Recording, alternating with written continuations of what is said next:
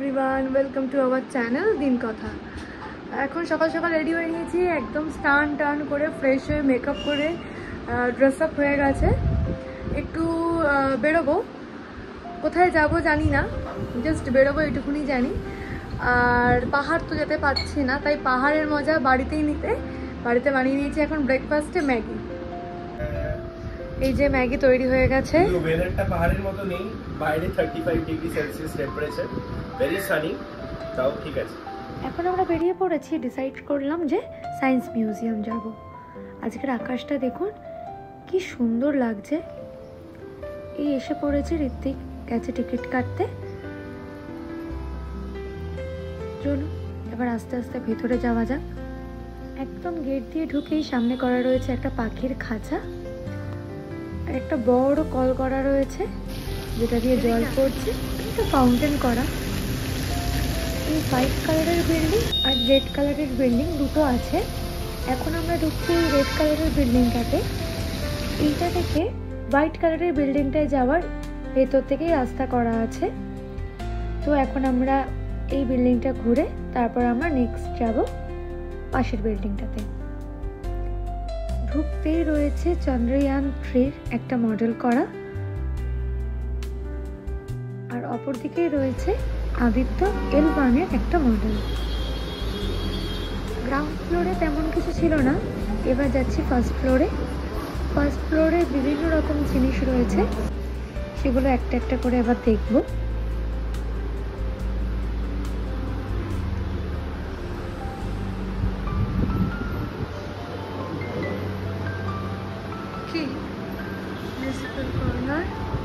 এই চারটে জায়গায় রাখা আছে ম্যাগনেট। ম্যাগনেটগুলো বিভিন্ন শেপের রাখা আছে। ম্যাগনেটগুলোর অ্যারেঞ্জমেন্ট অনুযায়ী এটার ভিতরে রাখা যে লোহার কুচিগুলো আছে সেগুলো তাদের পজিশন চেঞ্জ করছে। এই অ্যাক্টিভিটিগুলো ছোটবেলায় কত করেছি পড়ার বই থেকে থেকে।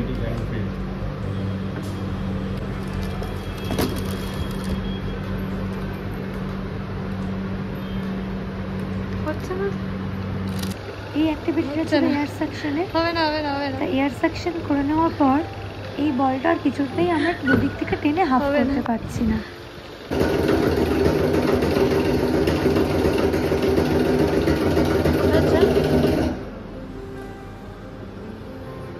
এখানে আছে একটা বড় ব্লোয়ার মেশিন, যেটা দিয়ে এই বলটাকে এই দুটো রিংয়ের মধ্যে থেকে পাস করাতে হবে। এই খেলাটা কিন্তু বেশ মজার। এই অ্যাক্টিভিটিটাও বেশ ভালো। এখানে একটা ফ্ল্যাশ লাইট করার পর আমার পিছনে যে স্ক্রিনটা রাখা আছে ওখানে আমার একটা শ্যাডো তৈরি হবে, আর এই শ্যাডোটা বেশ অনেকক্ষণ ধরে স্টে করবে। আর এখানে ঋত্বিকও মজা করে দাঁড়িয়ে পড়লো যাতে ওর উপর ফ্ল্যাশ লাইটটা পড়ে ওর একটা মনস্টারের মতন শ্যাডো তৈরি হয়।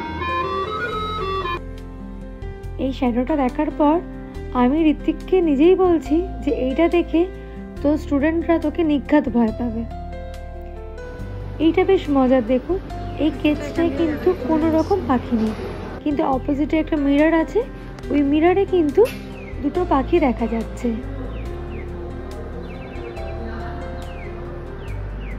এখানে যদি আমি এই বলগুলোকে একবার ওই উডেন যে বারটা আছে ওটা দিয়ে নাড়িয়ে দিই, তাহলে এই বলগুলো সেম রিদমে কন্টিনিউ এরকম ওয়েভ করবে।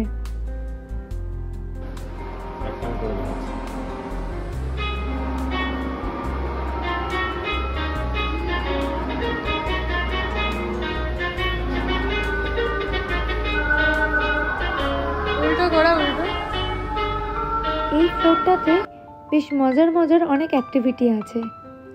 কোনো বাচ্চারা যদি আসে তাহলে এই ফ্লোরটা তারা খুব মজা করবে।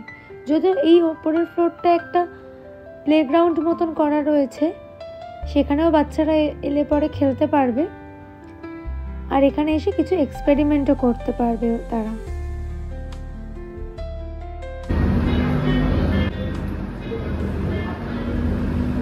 এতগুলো অ্যাক্টিভিটির মধ্যে এই অ্যাক্টিভিটিটা সব থেকে মজার। এটা আছে হচ্ছে একটা ভুলভুলাইয়া, আর এটাতে ঢুকে ঋত্বিক এত ভয় পাচ্ছে।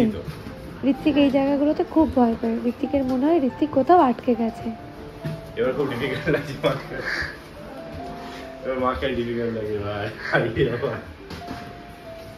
কিছুটা ভেতরে আসার পর ঋত্বিক আর এখানে থাকবে না, বেরোনোর জন্য ব্যস্ত হয়ে উঠেছে। আমার বয়স বার করা হয়। ও এখন বেরোনোর রাস্তা খুঁজে পাচ্ছে না।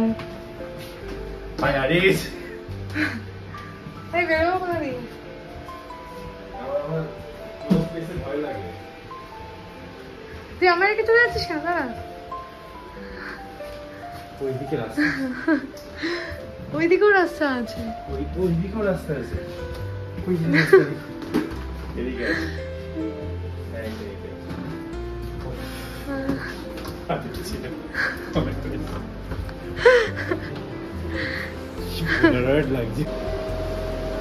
এই ঘরটাতে আছে পুরনো অনেক রকম জিনিসপত্র। আগেকার দিনে যে টাইপিং মেশিনগুলো ইউজ করা হতো সেগুলোই এখানে রাখা আছে।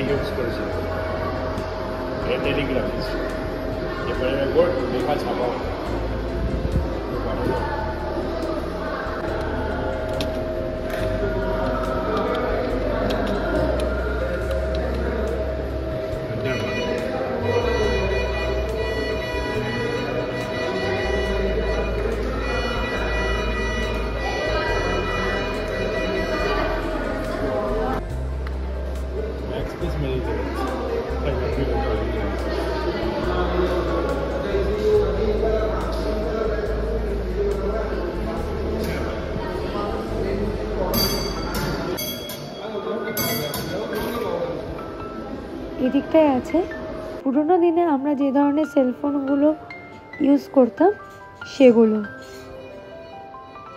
এবং সেগুলোকে কিভাবে অপারেট করা হতো সেগুলো এখানে দেখানো রয়েছে।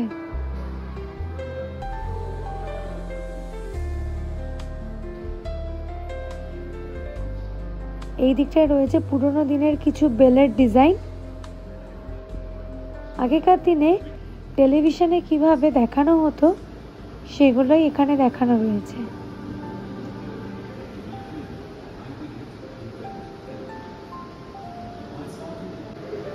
এদিকটায় রয়েছে জেরক্স মেশিনের মতন একটা মেশিন, উপরে হাত রাখলে বা যাই রাখা হবে না কেন তার ফটো ক্যাপচার হচ্ছে। এই আলোগুলো ফ্লোরে আর সিলিংয়ে কি সুন্দর করে পড়ছে দেখুন।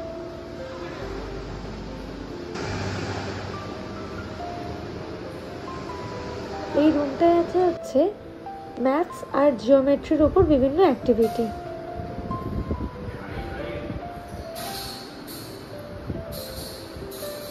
এখানে একটা মেশিন রাখা আছে, এটা কিন্তু বেশ সুন্দর, বেশ এলবো দিয়ে একটা কি প্রেস করতে হচ্ছে, আর মিডল ফিঙ্গারটা যতদূর অবধি যাবে সেটার উপর বেস করে অ্যাপ্রক্স হাইট একটা মানুষের কত হতে পারে সেটা বলে দেবে।